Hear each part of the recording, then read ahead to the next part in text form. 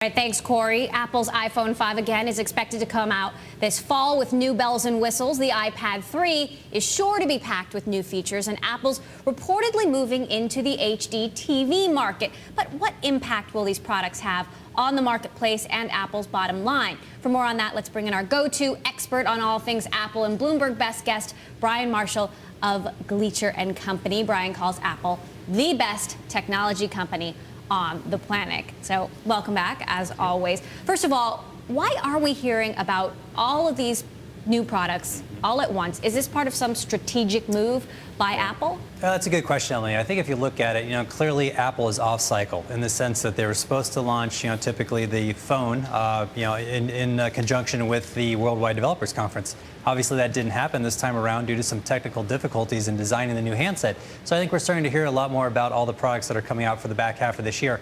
My expectation is the phone will come out in September. I think there is a possibility we get the iPad 3 for this holiday season. I actually put more of an emphasis on that happening in the March quarter of next year. And then with the TV, I think that's going to be down the road. I think it's a little premature to talk about that, but clearly that's something that Apple's looking at. What do you know about the TV plans? Well, Apple's on a 3-year product cycle. 2004, we had the volume ramp of the iPod. 2007, we had the launch of the iPhone. 2010, we had the launch of the iPad. So logically to assume if they keep that transition product cycle, 2013 is what we'll see the iPad TV. I think it's going to be something that goes on the wall like a TV, obviously with an Apple TV, the current Apple TV product embedded behind it. So it's actually the first product to seamlessly integrate the home office and your living room in one media fashion. And so I think Apple sees that as a huge opportunity, and I think that's the next area for them. Now, in terms of the phone, Android market share actually dropped in the first quarter. Apple gained. Charlie Wolf, an analyst at Needham, thinks that Android customers are waiting for the iPhone 5 and then they're going to defect. Do you see the iPhone 5 potentially putting a big dent in Android market share? Well, I think we have to be careful with semantics, if you will. I actually view the next generation iPhone, which is coming up in September, as the iPhone 4S, i.e. I think it's going to be a 4 that's upgraded, not unlike what we saw with the 3G and the 3GS. My view is that it will be a world phone, i.e. an integrated CDMA and GSM phone, not the LTE phone. I view that as the iPhone 5 LTE enabled, and I think that comes in the, call it April-May timeframe of next year. And what about these reports about Tim Cook at China Mobile? Obviously, that would be a huge partnership. They've got China Unicom, but China Mobile is the crown jewel. Definitely. China Unicom obviously is a good partner for them, but China Mobile obviously has the key volumes, the 500-600 million subscribers. Having said that, the vast majority of them, call it 80%, are actually prepaid subs. So, obviously, we're looking at postpaid market currently for Apple. At one point down the road, I'm sure they will enter the prepaid market. So on a postpaid sub, it's actually not that much larger than actually China Unicom's existing postpaid sub base. So while a fantastic opportunity, I think we have to be careful with the numbers. All right, I want to bring in Cory now. Cory's been looking at Apple's model all day long and does have some questions. Cory? Yeah, I've been trying to make my model work. It's a disaster. Brian, I'm sure yours is perfect. When you look at the power that Apple gets from using the cash balance, what I just talked about in the drill down, to pre-purchase stuff, how do you see that affecting margins? How much more money do they make because of that?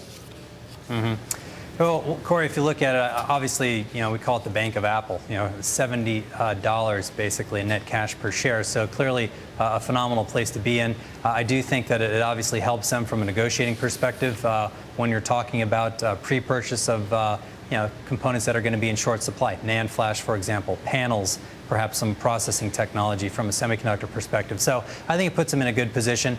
Clearly, you can look at it both ways. From a margin standpoint, they're actually spending money to buy in conjunction with their partners tools and CapEx to build these products. And so you can say that it lowers costs because it actually increases your costs, i.e. lowers margins. But on the other hand, it actually could help the margins because they're going to be in a better position from a cost perspective down the road. So I think it's actually not going to move the needle when it's all said and done, but definitely the cash position is admirable.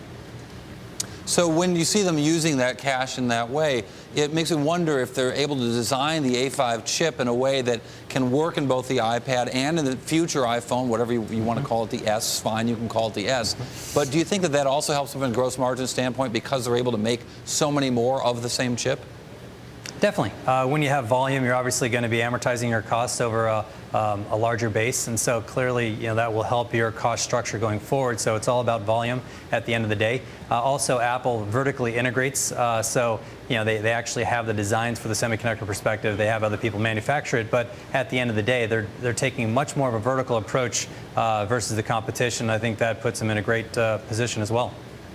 Now, they talked about those 3 secret suppliers that they're working with. What do you think those suppliers make for Apple? Well, I think you have to look at what's strategic to them. Clearly, we're seeing some tightness, over the past couple months in the supply chain. A lot of that stems from the panels, so I think that's first and foremost. Obviously, NAND flash is very strategic going forward. Our semiconductor analyst thinks that later this year we're going to see supply-demand become actually more imbalanced and become a little bit tight, where demand could actually exceed supply. And then finally, processing technology as well. So those are the 3 key areas that we see. So iPhone 5 or 4GS, September. iPad 3, when Apple TV, an Apple-branded TV on your wall, when could that happen? Well, I think, again, we'll see the 4S in September. I think the iPhone 5 or the LTE phone in the April-May timeframe. With respect to the iPad 3, I do think there's an outside chance we see it for the holiday season this year. Really? Apple has said that iPad 2, or 2011 will be the year of the iPad. Of the iPad 2, that is. But there's a decent chance that we could see the iPad 3 for the holiday season. I actually put more of a weight in Q1 or the March quarter of next year. And then finally, with respect to the Apple TV, I still think that that's years away. If that iPad 3 is under the tree this year, there will be a lot of happy people out there. Brian Marshall of Gleacher, thanks so much. Always great to have you here on Bloomberg West.